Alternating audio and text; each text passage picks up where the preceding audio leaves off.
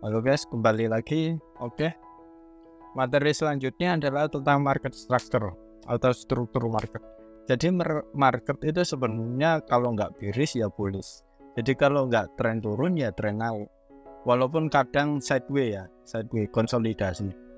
Jadi market itu kayak bergerak kayak gini, zigzag di sini aja. Nah itu sideways. Kenapa kita harus tahu tentang market structure itu dulu? Agar kita tahu kapan waktu terbaik kita untuk entry. Probabilitas tertinggi kita untuk mendapatkan profit itu ya mengikuti arah tren market. Saya kasih contoh ini high, terus yang ini kasih low, low,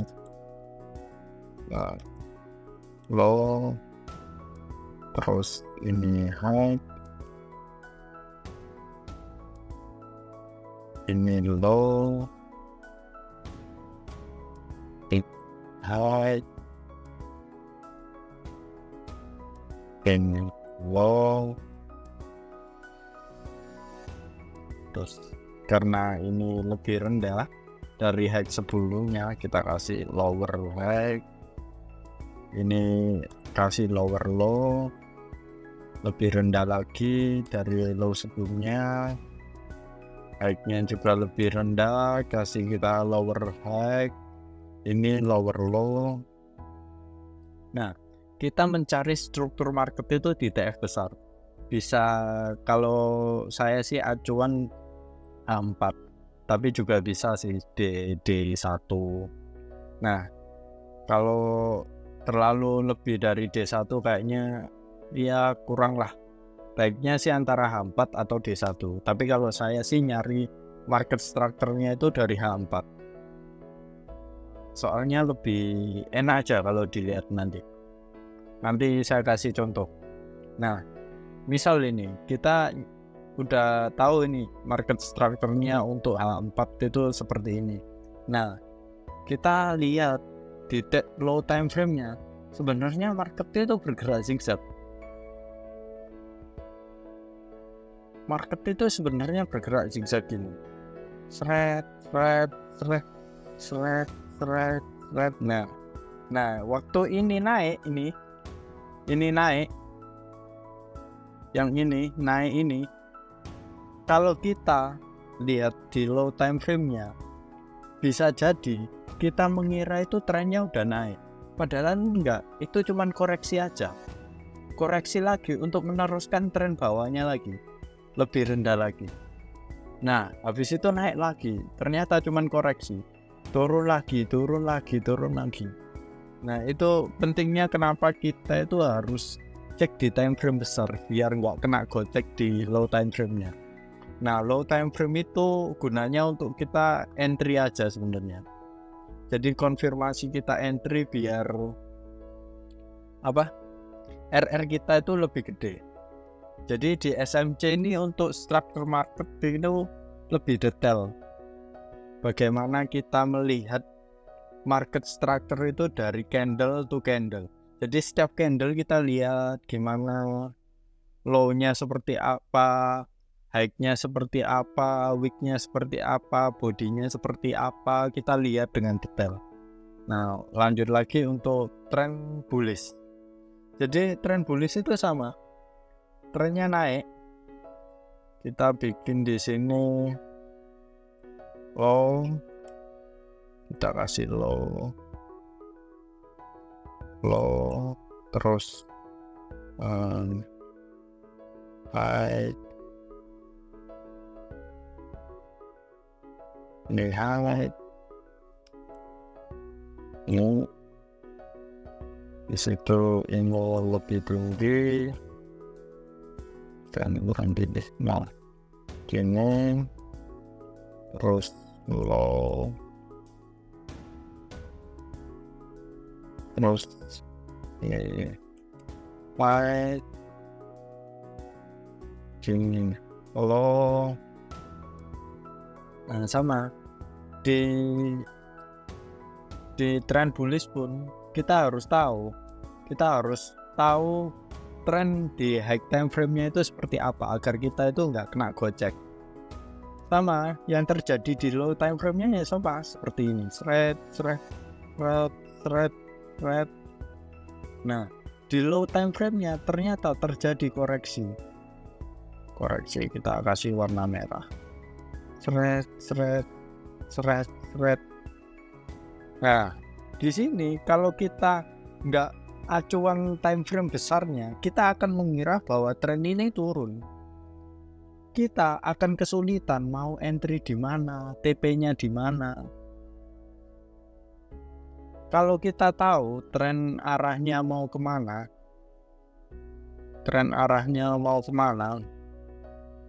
naik lagi ini, naik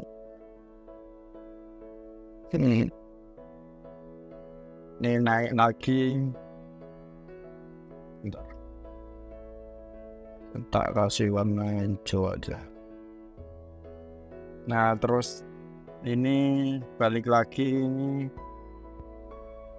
tren naik thread. Oh, nggak jelas.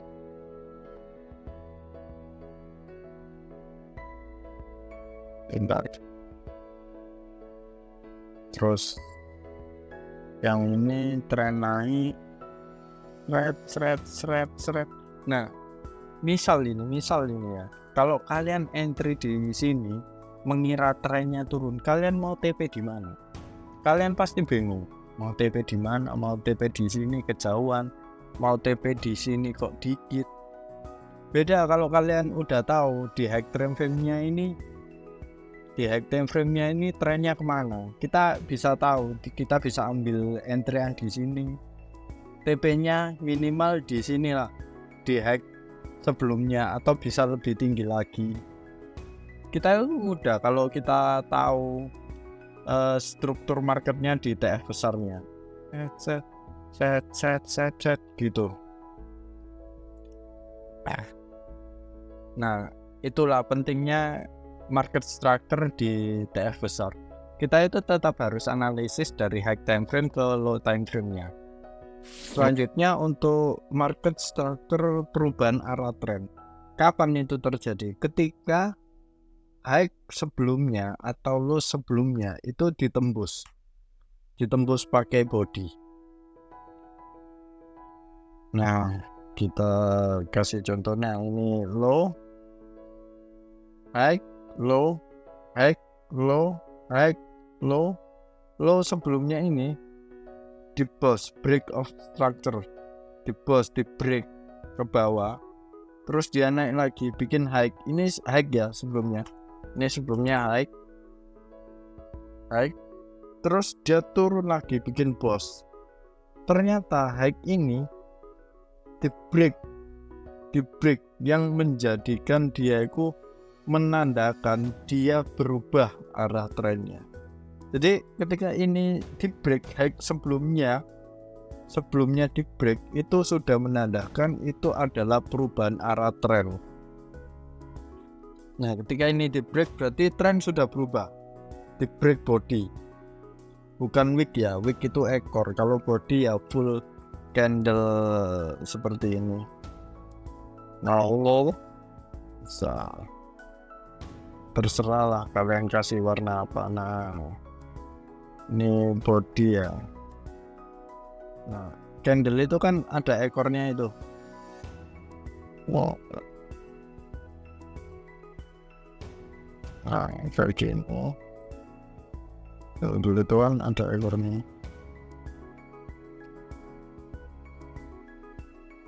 Kepanjangan aja.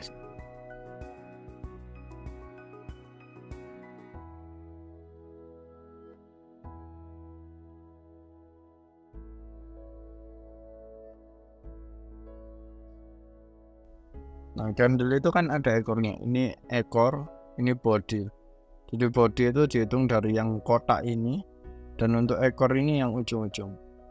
Nah, ketika di break body, nah itu udah valid dia berubah tren. Nah, ketika sudah berubah tren, kita nggak bisa. Misal untuk trennya ini turun awalnya, terus berubah trennya naik, kita udah nggak bisa ini. untuk ngambil sel lagi ya bisa sih, asal TP-nya ya dikit lah. Ada baiknya sih probabilitas paling tinggi kita udah ambil buy. Jadi market itu biasanya bakal koreksi, terus lanjut lagi naik. Nah ini bikin high ini di break jadi boss, turun lagi low, di boss lagi. Untuk selanjutnya untuk yang out dari uptrend menjadi downtrend ya. Nah dari uptrend menjadi downtrend, kita sini low, ini high ini, terus high, low, high ini di boss pergerakannya, di break ini bikin low baru, low ini low, ini low, terus high ini di break lagi bos. Nah di break lagi dia turun ini malah ngebreak yang ini di break body, menjadikan dia CHO change of character, udah menandakan bahwa trennya udah berubah menjadi turun, udah biris ya.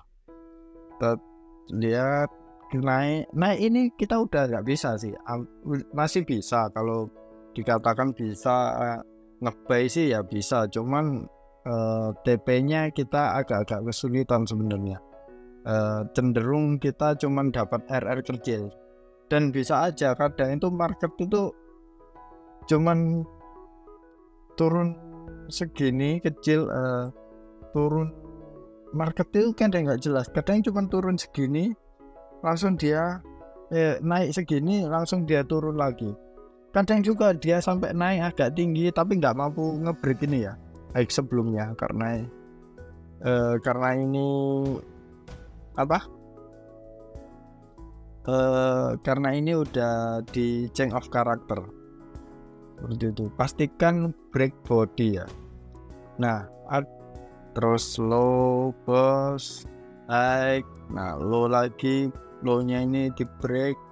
Nah ada lagi guys, market itu bikin kayak gini, gerakan itu kayak gini, dia naik seperti ini, ternyata hanya ekor, fake out, istilahnya fake out. Nah kita itu harus hati-hati. Kadang kalau kita lihat di low time frame-nya itu sebenarnya di sini itu fake out tapi break body. Jadi dia itu bikin fake out break body di low time frame-nya. Padahal waktu kita cek di H4-nya atau D1, dia cuman nge-wick, cuman ekor aja. Jadi untuk untuk change of character kita harus memastikan dia adalah break body seperti itu.